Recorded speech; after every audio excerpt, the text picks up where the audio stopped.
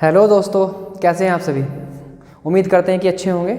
गुरुकुल धाम academy में एक बार फिर से आपका स्वागत है। लास्ट लेक्चर में हम कवर कर चुके थे एक्सरसाइज नंबर 7.10 तक, और 7.10 के बाद हम शुरू करनी है एक्सरसाइज नंबर 7.11। लेकिन 7.11 को शुरू करने से पहले इसके लिए जो प्रॉपर्टीज़ यूज़ होनी है उन प्रॉपर्टी को पहले समझ लेते हैं। और वे प्रॉपर्टी हैं हमारी, कुल मिलाकर इंटीग्रल की ये 7 प्रॉपर्टी हैं। इन्हें हम कह सकते हैं some properties of definite integral. Definite integral की जो प्रॉपर्टीज़ हैं उनके बारे में बात कर रहे हैं। सबसे पहली प्रॉपर्टी है, देख लेंगे, some properties of definite integral. Definite integrals, ठीक है। जो डेफिनिट इंटीग्रल होता है हमारा निश्चित समाकलन होता है, उसकी कुछ प्रॉपर्टी है। उन प्रॉपर्टी के बारे में डिस्कस करेंगे, क्या वे प्रॉपर्टी हैं, ठीक है। तो इसमें कुछ प्रॉपर्टी ये कितनी है, 7 प्रॉपर्टी है, ठीक है। और प्रॉपर्टी नंबर 6 और 7 की, प्रॉपर्टी नंबर 7 की 2 सब प्रॉपर्टीज़ हैं, ठीक है। तो सबसे पहली प्रॉपर्टी देख लेते हैं, प्रॉपर्टी नंबर 1, मतलब पहला गुणधर्म क्या है, हिंदी में बोल देंगे निश्चित समाकलन के गुणधर्म, ठीक है। तो निश्चित समाकलन के जो गुणधर्म है वे क्या है, सबसे पहले समझेंगे कि मान लीजिए कि कोई फंक्शन इस तरह से है कि a to v integral f(x) है, तो इसका जो इंटीग्रल होगा ये इक्वल होगा a टू v ft के। मतलब फंक्शन का वेरिएबल चेंज करने पर कोई फर्क नहीं पड़ेगा, ठीक है। लिमिट सेम होनी चाहिए, फंक्शन सेम होगा, ठीक है।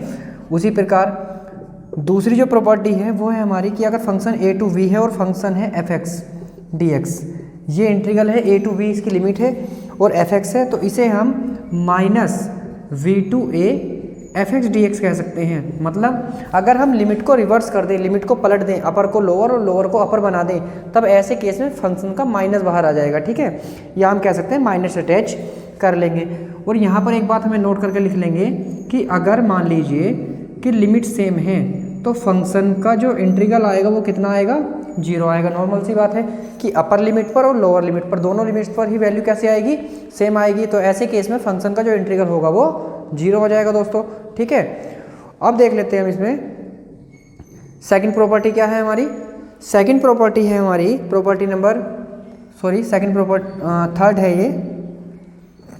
ये है हमारी कि अगर a to v f(x) dx है, ठीक है, तो हम इसे 2 अलग लिमिट्स में तोड़ सकते हैं। इस तरह से हम इसे कह सकते हैं a to c f(x) dx और plus integral c to v f(x) dx। इस तरह से हम लिमिट्स को तोड़ सकते हैं यहाँ पर। और एक बात ध्यान रखनी है कि a b c क्या है, ये रियल नंबर्स है ना, कोई वास्तविक संख्याएं हैं। अगली प्रॉपर्टी है हमारी ये कि अगर फंक्शन में जो लिमिट है हमारी इंटीग्रल की वो a टू v f(x) है, हम इसे इस तरह से भी लिख सकते हैं, लिमिट्स को ऐड करके उन लिमिट्स में से फंक्शन को घटा सकते हैं। मतलब इस तरह से function a plus v minus के x, ये अगली प्रॉपर्टी है हमारी।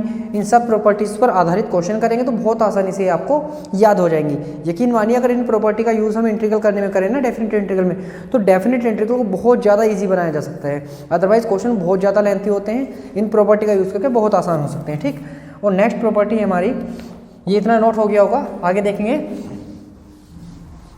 नेक्स्ट प्रॉपर्टी है हमारी प्रॉपर्टी नंबर P4, या कह सकते हैं 5वां गुणधर्म। ये है हमारा 0 to a f(x) dx, 0 to a f a minus x dx। मतलब अगर 0 टू a है तो हम इसे, देखो इसी से बना है, जैसे कि यहाँ पर a प्लस a और b था, तो a की वैल्यू 0 हो गई, मतलब जो लोअर लिमिट है वो 0 हो गई, तो अपर लिमिट बची।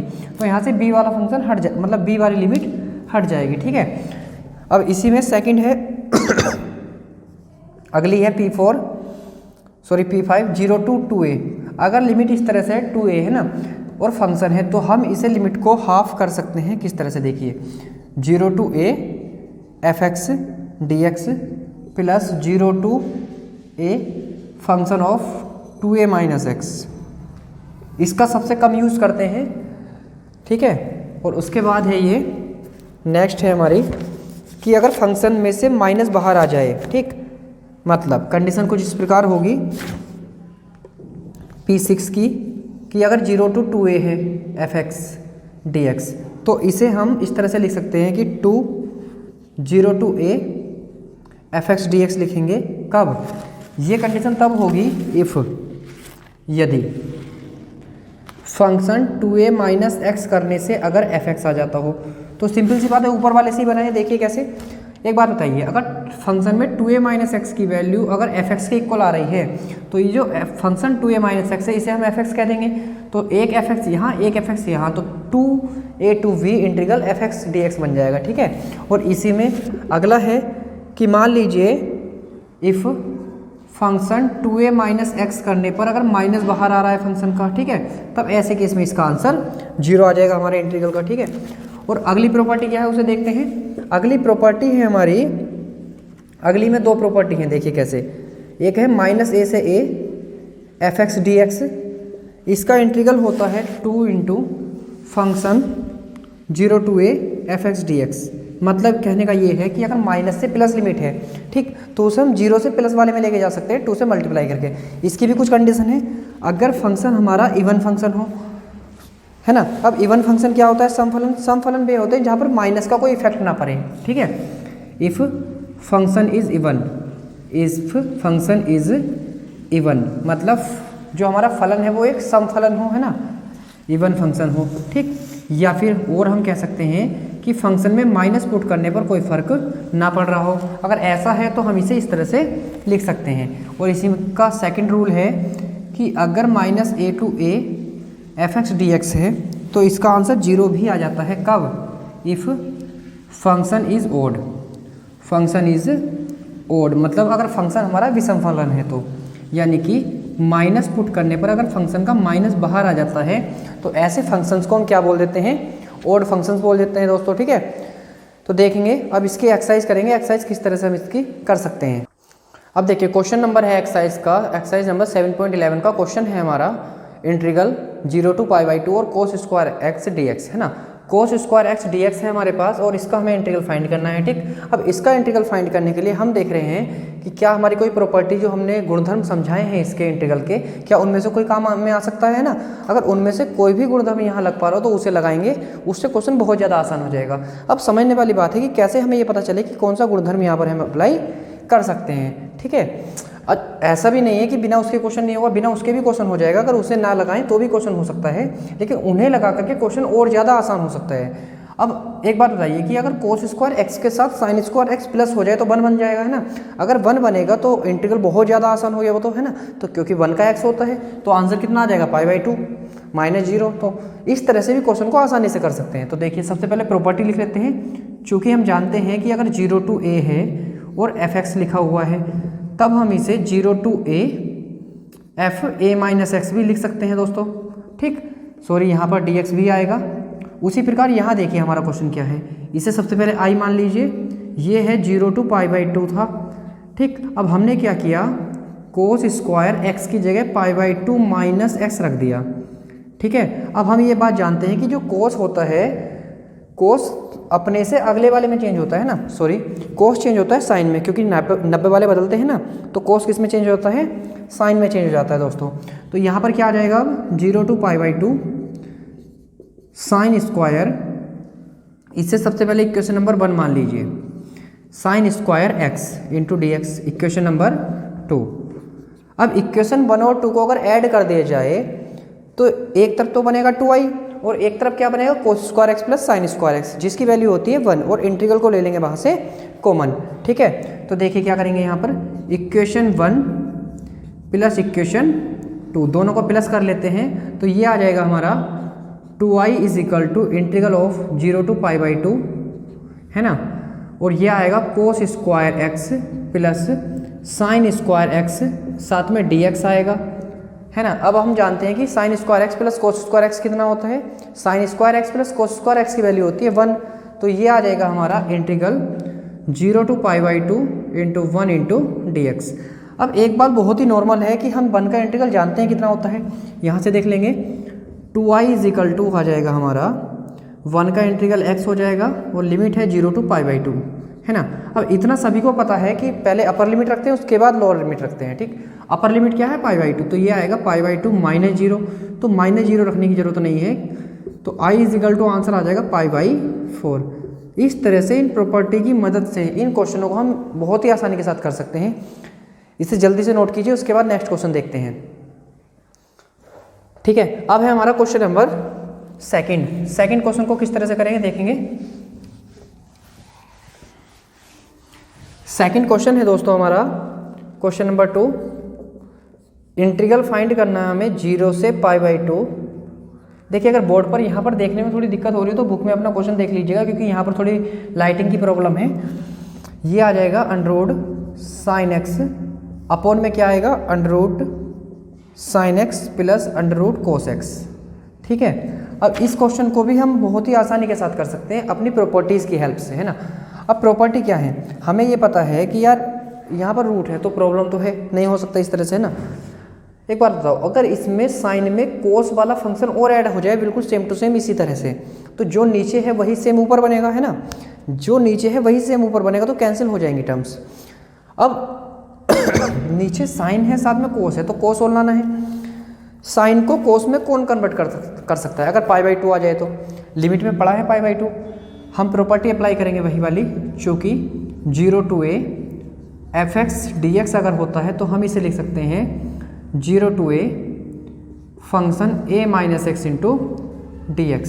तो देखिए क्या करेंगे हम यहाँ पर, integral 0 to π/2 under sine π/2 minus x upon में भी हर जगह क्या करेंगे हम, जहाँ जहाँ x है वहाँ π/2 माइनस एक्स कर देंगे, प्लस √cos π/2 माइनस एक्स।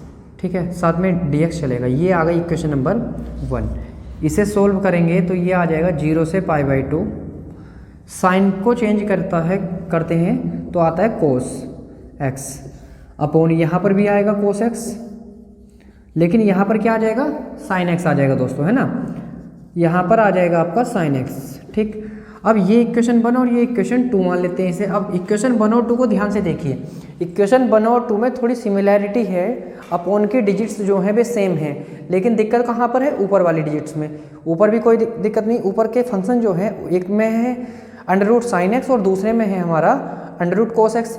जब हम इन्हें ऐड करेंगे तो ऐड करने पर क्या आएगा, ऐड करने पर ये आएगा दोस्तों हमारा √sin x plus √cos x upon में भी होगा √sin x plus √cos x। इस तरह से वैल्यू कैंसिल होकर के 1 देगा, और 1 का इंटीग्रल हम जानते हैं x होता है, तो जब 1 का इंटीग्रल x होता है तो आंसर आ जाएगा इसका भी π/4 ही आंसर आएगा। देख लीजिए किस तरह से हम करेंगे, इक्वेशन 1 प्लस इक्वेशन 2, इन दोनों इक्वेशन को प्लस करेंगे तो यहाँ पर तो बनेगा 2i, लिमिट इंटीग्रल ले लेते हैं हम कॉमन, यहाँ से आएगा √sin x और आगे से आएगा √cos x और अपोन में बन जाएगा हमारा √sin x plus √cos x और साथ में चल रहा है हमारा dx। ठीक है, अब देखिए सेम फंक्शन है तो ये कैंसिल होकर के बन देंगे।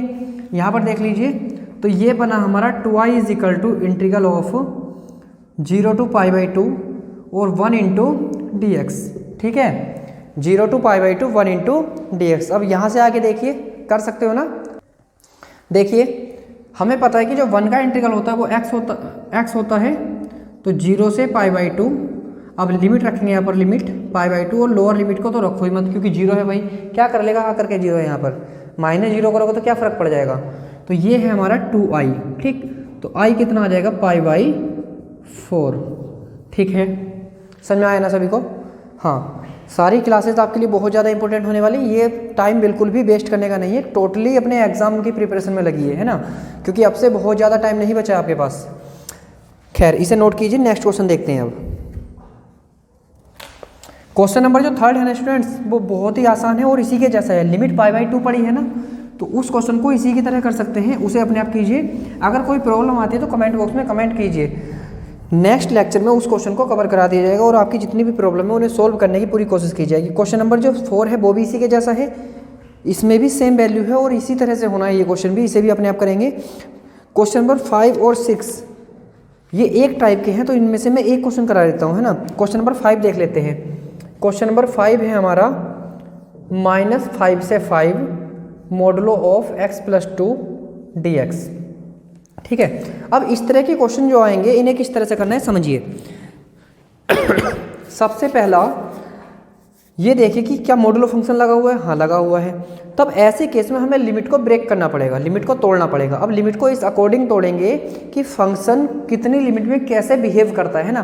तो हमें ये देखना होगा कि -5 से 5 के बीच में ऐसा कौन सा टर्निंग पॉइंट होगा जहाँ से लेफ्ट और जहाँ के राइट फंक्शन की दो अलग अलग वैल्यूज फाइंड हो सकती हैं, ठीक है। तो सबसे पहले इस मॉडुलस फंक्शन पर विचार कीजिए। जो मॉडुलस फंक्शन है ये हमें क्या वैल्यू देगा, मॉडुलो फंक्शन हमें वैल्यू देगा, एक तो देगा -के x+2 देगा और एक देगा प्लस का x+2। अब सोचिए ये माइनस की वैल्यू कब देगा, माइनस की वैल्यू तब देगा इफ़ x+2 की वैल्यू लेस देन 0 हो। इसका मतलब ये होगा भाई कि x की वैल्यू लेस देन होगी -2 से। बात क्लियर। अगर लिमिट -2 से लेस देन है तो फंक्शन लेना पड़ेगा हमें ये वाला, है ना। और इफ़ x+2 की वैल्यू ग्रेटर देन है 0, इसका मतलब होगा कि x की वैल्यू ग्रेटर देन होगी -2 से। अगर x की वैल्यू -2 से ग्रेटर देन होगी तब हमें फंक्शन लेना पड़ेगा ये वाला, ठीक। तो ये जो मॉडुलो फंक्शन होता है इसे दो फंक्शन में हमें ब्रेक करना होता है। इसे एक तरह से हम चिन्ह फलन भी बोल देते हैं, या वैल्यूड फंक्शन, है ना, या साइन फंक्शन भी बोल सकते हैं। तो देखिए किस तरह से हम इसे ब्रेक करेंगे। अब यहाँ पर देखिए ना, -2 से छोटी लिमिट पर, अब -2 से छोटे कौन से होते हैं भाई, जैसे जैसे हम राइट साइड को पढ़ते हैं ना तो नंबर बड़े होते चले जाते हैं और लेफ्ट साइड को पढ़ने पर नंबर छोटे होते चले जाते हैं। तो -2 से लेफ्ट, है ना, -2 से लेफ्ट जब हम जाएंगे, हाँ -2 से लेफ्ट यानी कि इधर की ओर जब हम आएंगे तो क्या होगा, जब हम इधर की ओर आएंगे -2 से तो वहाँ पर हमें जो फंक्शन मिलेंगे -3, -4, -5, ये सब जो वैल्यूज़ हैं, ये वैल्यूज़ तो -2 से छोटी होती है ना। तो -2 से छोटी होती हैं तो इसका मतलब ये हुआ कि जो इंटीग्रल है हमारा, इस इंटीग्रल को हम ब्रेक करेंगे कुछ इस तरह से, -5 से -2 ब्रेक करेंगे, प्लस -2 से और प्लस के 5 तक ब्रेक करेंगे। अब 0 तक ब्रेक नहीं करेंगे, इस बात का ध्यान रखना। क्यों नहीं करेंगे, क्योंकि हमें साफ साफ नज़र आ रहा है कि अगर -2 से छोटा है तो फंक्शन ये रहने वाला है, और अगर -2 से बड़ा है ना, -2 से बड़ा तो कहीं तक भी हो सकता है ना, 5 तक तो है ही, और आगे तक भी हो सकता है अगर देता तो, लेकिन 5 तक दिया है तो -2 से 5 में ये ही फंक्शन काम करेगा। तो 0 लेने की कोई आवश्यकता नहीं है, ठीक है दोस्तों। इतना समझ में आ गया होगा सभी को। तो देखिए क्या फंक्शन रखने वाले हैं हम। पहले देखिए कि यहाँ पर लिमिट क्या है, -5 से -2 है। अब -5 से -2 की जो लिमिट है ये किसके बीच में पड़ती है, ये लिमिट पड़ती है हमारी -2 से छोटी वाली लिमिट, है ना। यहाँ एक जगह इक्वल भी लगाते हैं, -2 से greater than equal, less than equal लगा लेते हैं, ठीक। तो यहाँ पर ये वाला फंक्शन पुट करेंगे -x+2 × dx। यहाँ पर देखिए अब -2 से बड़ा मतलब ये वाला फंक्शन, यहाँ पर लिखेंगे x+2 × dx। अब इसका लगा लेते हैं हम इंटीग्रल। अब इंटीग्रल करेंगे इसका तो देखिए किस तरह से करेंगे, माइनस को बाहर लिख लीजिए और कर दीजिए इंटीग्रल। x का इंटीग्रल होता है x² और 2 का हो जाएगा 2x। लिमिट लगा दीजिए -5 से -2 प्लस x² प्लस के 2x। लिमिट लगा दीजिए -2 से 5। पहले अपर लिमिट रखनी है, उसके बाद लोअर लिमिट रखनी है, ठीक। तो देखिए अपर लिमिट है -2, तो रखेंगे -2 का स्क्वायर करेंगे तो आ जाएगा ये 4/2। यहाँ पर -2 रखेंगे तो आएगा -4। अब 5 रखते हैं, देखो लिमिट रखने के बाद लगाते हैं माइनस, है ना।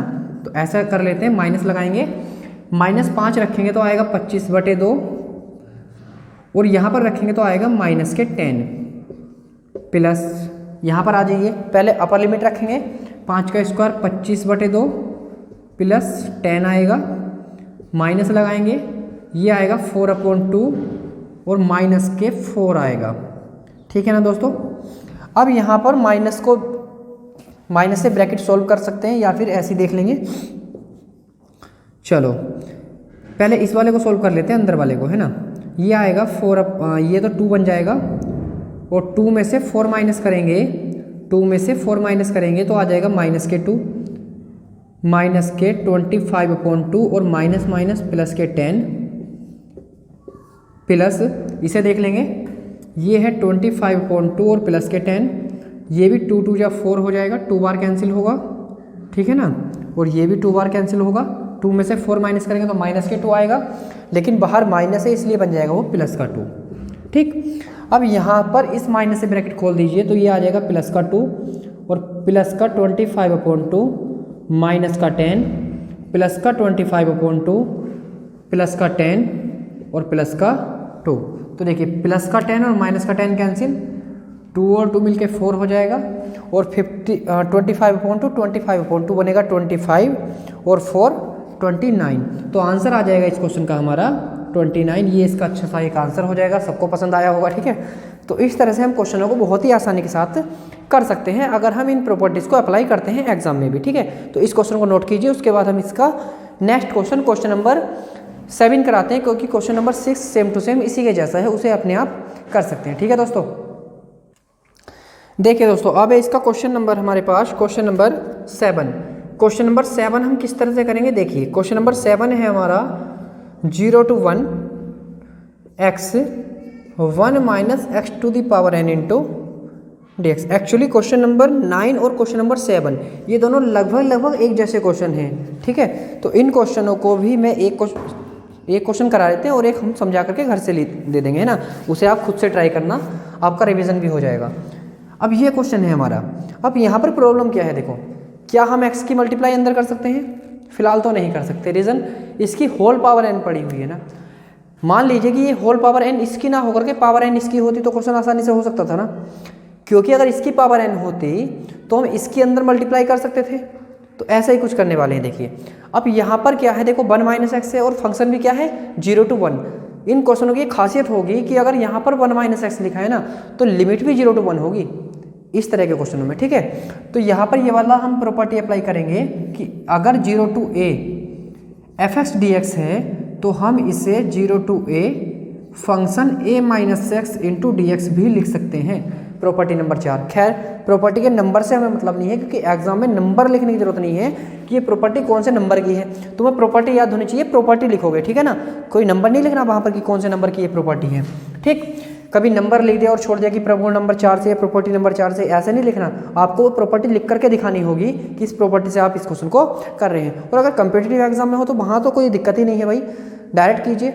लेकिन जब बोर्ड एग्जाम के पॉइंट ऑफ व्यू से अगर क्वेश्चन को देखा जाए तो वहाँ पर आपको ये सब चीज़ें लिखनी होंगी, क्योंकि एग्जामिनर क्या चाह रहा है आपसे कि आपको क्या वे चीज़ें पता है कि जिनके थ्रू हम इन क्वेश्चनों को सॉल्व कर रहे हैं, तो वो सारी चीज़ें आपसे जानना चाह रहे हैं। ठीक, तो देखिए किस तरह से हम क्वेश्चन को करेंगे। सबसे पहले इसे आई मान लीजिए, तो i इज इक्वल टू आ जाएगा हमारा 0 to 1। अब x की जगह पुट करेंगे हम 1 माइनस एक्स, तो 1 माइनस एक्स, और यहाँ पर जब 1 माइनस एक्स आएगा तो 1 से 1 कैंसिल होगा। लिख कर दिखा देते हैं एक बार, 1 minus 1 plus X to the power n। लो जी, हो गया क्वेश्चन आसान। अब आ जाएगा 0 to 1 1 माइनस एक्स, 1 से 1 cancel, X to the power n। देखिए जिस चीज़ से प्रॉब्लम थी वो प्रॉब्लम ही खत्म हो गई, है ना। तो देखिए X to the power n है, तो X to the power n की तो मल्टीप्लाई हो सकती है भाई अंदर, तो मल्टीप्लाई कर लो। और क्या देखना, देखो इधर 0 to 1 x to the power n की मल्टीप्लाई करोगे तो आएगा x to the power n minus के x to the power n plus 1। इतना सभी को पता होगा कि जब मल्टीप्लाई करते हैं तो पावर ऐड होती है जब उनके बेस सेम हो। बात क्लियर है ना। अगर बेस सेम है तो पावर को ऐड करना ही करना है। आ जाइए, इंटीग्रल सबने सीख लिया है ना, जिसने ना सीखा अब सीख लो मेरे भाई। देखो X to the power n है ना, तो X to the power n को किस तरह से इंटीग्रल करेंगे हम, इसका जितनी पावर हो उसमें एक प्लस कर दो और जो वैल्यू बनी है ना उसे उठा करके उसकी औकात दिखा दो, मतलब नीचे ले आओ। ठीक है, तो देखिए क्या करेंगे, X to the power n है ना, तो इंटीग्रल आएगा x to the power n plus 1 upon में n प्लस 1। बीच में लगाएंगे ये minus, X to the power n plus 1 पहले से ही है, तो यार एक और ऐड कर दो तो कितना बन जाएगा, X to the power n plus 2 और अपॉन में भी आ जाएगा n प्लस 2। लिमिट लगा देंगे 0 to 1। अब फिर से वही काम, पहले अपर लिमिट पुट कर दीजिए फिर लोअर लिमिट पुट कर दीजिए। ये चल रहा था हमारा इंटीग्रल i, है ना। तो i इज इक्वल टू आ जाएगा हमारा 1 की पावर कितनी भी कर लो कोई फर्क नहीं पड़ना, 1 अपॉन n प्लस 1।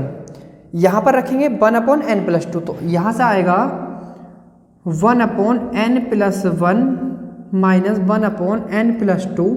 अच्छा लोअर लिमिट देखना जरा क्या है, 0 है ना, तो यार 0 रखकर क्या बिगाड़ लोगे, छोड़ दो, रखते ही नहीं। तो चाहो तो ये आंसर दे दो या फिर और सोल्व कर दो।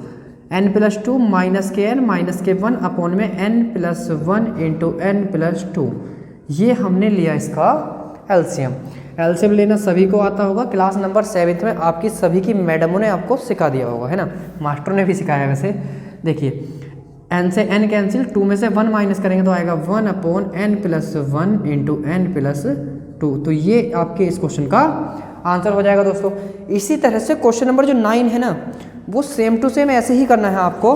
बस वहाँ पर क्या है, जैसे कि यहाँ पर पावर n चल रही थी ना, तो वहाँ पर क्या लिखा हुआ है देखिए, बता देते हैं। वहाँ पर लिखा हुआ है 0 to a x√2 देखिए अभी पहचान बताई थी ना कि अगर 1 - x है तो लिमिट 0 to 1 होगी, अगर 2 - x है तो लिमिट 0 to 2 है भाई, तो आसान हो गया ना। तो क्या करना है यहाँ पर भी यही वाला जो रूल है, ये वाली जो प्रॉपर्टी है अप्लाई कर दो। x की जगह 2 - x करते चले जाओ, तो यहाँ पर बच जाएगा ओनली √x। अब √x का मतलब होता है x की पावर 1/2, उसके अंदर मल्टीप्लाई कर लो, आसानी के साथ इंटीग्रल हो जाएगा, है ना। इसे नोट कीजिए। इसके बाद देखते हैं हम क्वेश्चन नंबर 8। क्वेश्चन नंबर 8 किस तरह से करेंगे, ठीक है। अब देख लेते हैं हम क्वेश्चन नंबर 8। क्वेश्चन नंबर 8 हमारा क्या है और किस तरह से हम इसे करेंगे। क्वेश्चन नंबर 8 है हमारा 0 to π/4 लिमिट, इंटीग्रल है i = log 1 + 10x, साथ में dx लिखा हुआ है, ठीक है। अब यहाँ पर क्या दिक्कत है देखिए, यहाँ पर ये log के आगे 1 + 10x है ना, अब हमें तो इसका पता ही ना इंटीग्रल क्या होता है, ठीक। तो कैसे करेंगे, अब यहाँ पर भी हमारी जो ये प्रॉपर्टीज़ है ना, ये प्रॉपर्टी काम में आएंगी। इन प्रॉपर्टी की हेल्प से इस क्वेश्चन को हम करेंगे यहाँ पर। तो देखिए किस तरह से हम इसे कर सकते हैं। अब कौन सी प्रॉपर्टी अप्लाई करें भाई, चिर परिचित ये जो प्रॉपर्टी अभी लगाते आ रहे हैं ना, ये प्रॉपर्टी बहुत ज़्यादा इंपॉर्टेंट है ना, बहुत क्वेश्चन में यूज होती है। प्रॉपर्टी नंबर 4 है वैसे, खैर नंबर से हमें क्या लेना। प्रॉपर्टी हमारी इफ़ 0 to a f(x) अगर होता है तो हम इसे लिख सकते हैं 0 to a function a - x into dx। तो हमारा इंटीग्रल आ जाएगा i = 0 to π/4 log के आगे चलेगा, इस तरह से लिख लेंगे 1 + 10 π/4 - x इंटू dx। अब यहाँ पर फॉर्मूला अप्लाई कर दो 10a - b का। अब 10a - b का फॉर्मूला क्या है, 11th क्लास में सीखा है, अगर फालतू के काम नहीं किए हैं तो, है ना। और अगर चलो छोड़ो, यहाँ पर आ जाओ। 1 + 10a - b है ना, तो इसका फॉर्मूला क्या होता है 10a - 10b अपॉन में 1 + 10a इंटू 10b। तो क्या आ जाएगा 10a - 10b अपॉन में आएगा 1 + 10a इंटू 10b, ठीक है। साथ में dx आएगा। अब ये क्या हो जाएगा हमारा 0 to π/4 log तो चलेगा ही चलेगा, इसका LCM 10 π/4 की वैल्यू 1 होती है, तो ये आएगा 1 + 1 - 10x अपॉन में आएगा 1 + 10x साथ में dx, ठीक। अब इसकी इधर मल्टीप्लाई करेंगे, एलसीएम लेंगे मतलब, तो ये आएगा हमारा 0 to π/4 log 1 + 10x plus 1 - 10x और अपॉन में आएगा 1 + 10x, ठीक है। और साथ में आएगा dx। देख लेते हैं कुछ कट तो नहीं रहा, हाँ ठीक है, सब कुछ ठीक है, कुछ नहीं कटा। अब देखिए यहाँ से 10x से 10x कैंसिल, अरे भाई बोर्ड के कटने की बात कर रहा था कि लिखा हुआ नज़र आ रहा है नहीं आ रहा है। 10x से 10x कैंसिल, 1 और 1 आ जाएगा 2, ठीक। ऊपर का नोट हो गया होगा, या फिर इधर देख लेते हैं। तो ये आया हमारा i = 0 to, सॉरी ये π/4 थी भैया लिमिट, π/4 0 से π/4 और आ जाएगा log 2 अपॉन 1 + 10x। ओ भाई साहब ये क्या हुआ, देखो इसे कहते हैं लौट कर बुद्धू का घर आना। जो क्वेश्चन था लौट करके वही आ रहा है, देखो log 1 + 10x था ना, तो ये आ गया log 1 + 10x, है ना। देखिए कैसे। अब हमें एक प्रॉपर्टी पता है इंटीग्रल की, इसे इक्वेशन 1 मान लो। तो भाई ऐसी बात अगर है तो हमें पता है कि अगर लॉग में अपॉन में लिखा हो तो इन्हें अलग अलग बांट सकते हैं माइनस के साथ। तो देखो क्या लिखेंगे हम इसे, इंटीग्रल 0 से π/4 log 2 साथ में dx लिख लो, और माइनस 0 से π/4 log 1 + 10x इंटू dx। ये बन चुका हमारा i। तो लिखेंगे इसे, चलो इधर से रफ ही कर देते हैं भाई। नोट तो हो गया था ना सबका, नहीं हो तो वीडियो को बैक करो और थोड़ा पुश करके इसे नोट कर लो पहले। तो i इज इक्वल टू आ जाएगा हमारा 0 to π/4। अच्छा ये log 2 कांस्टेंट है, इसे बाहर लिख लो, है ना। और ये आ चुका हमारा 0 to π/4, यहाँ पर बचा π/4 1 इंटू dx माइनस ये बन गया i, इसे इधर ले आओ, ये 2i हो चुका हमारा। और 1 का इंटीग्रल क्या होता है बता दो यार, इतना तो पता ही होगा। तो ये होता है 1 इंटू x, मुझे भी ना पता, 0 से π/4। खैर देखिए, मजाक छोड़िए, अब क्वेश्चन पर फोकस कीजिए। क्वेश्चन देखिए कितना आसान हो चुका है ना, अगर प्रॉपर्टी अप्लाई कर रहे हैं तो। अब पहले अपर लिमिट, ये log 2 भी है हमारा, पहले अपर लिमिट फिर लोअर लिमिट। तो π/4 शुरू में ले लेना, π/4 log 2, तो i इज इक्वल टू आ जाएगा π/8 log 2। तो ये आपका इस क्वेश्चन का आंसर हो जाएगा। तो एज ए फॉर्मूला याद कर सकते हैं। खैर फॉर्मूला भी क्या याद करना है, कोई स्पेशल तो नहीं है ना। खैर ये आपका इस क्वेश्चन का आंसर आ चुका। अब इसे नोट कीजिए, उसके बाद हम देखते हैं इसका नेक्स्ट क्वेश्चन। जहाँ पर लाइटिंग आ रही है ना, इस लाइटिंग की जगह थोड़ा ये प्रॉब्लम चल रही है यहाँ पर। खैर जो बोला है उसके अकॉर्डिंग सही कर लीजिए इसे, उसके बाद देखते हैं कुछ बेटर कर पाएँ आपके लिए और ज़्यादा। इसमें नोट कर लिया होगा। अब देखते हैं इसका नेक्स्ट क्वेश्चन। क्वेश्चन है इसका अगला, क्वेश्चन नंबर है हमारा ये यहाँ पर 10। क्वेश्चन नंबर 10, अच्छा वीडियो काफ़ी लेंथी हो जाएगी। अच्छा एक काम करते हैं, क्वेश्चन नंबर 10 से आगे क्वेश्चन कल कवर करते हैं नेक्स्ट वीडियो में, उसके बाद हम परसों नया चैप्टर शुरू कर लेंगे। फिलहाल आज के इस लेक्चर में इतना ही है दोस्तों। आपसे एक ही निवेदन है, आशा है, प्रार्थना है या फिर हाथ जोड़कर निवेदन है कि अपनी जो स्टडी है उसे बहुत ही ध्यान से करते रहिए। अब से इतना ज़्यादा टाइम नहीं बचा कि फालतू के कामों में फोकस कर सको, ठीक है। तो ठीक है, इन लेक्चरों को अटेंड कीजिए, शेयर कीजिए अपने दोस्तों तक, ताकि उन्हें भी इन लेक्चर्स का फ़ायदा मिल सके। Thank you.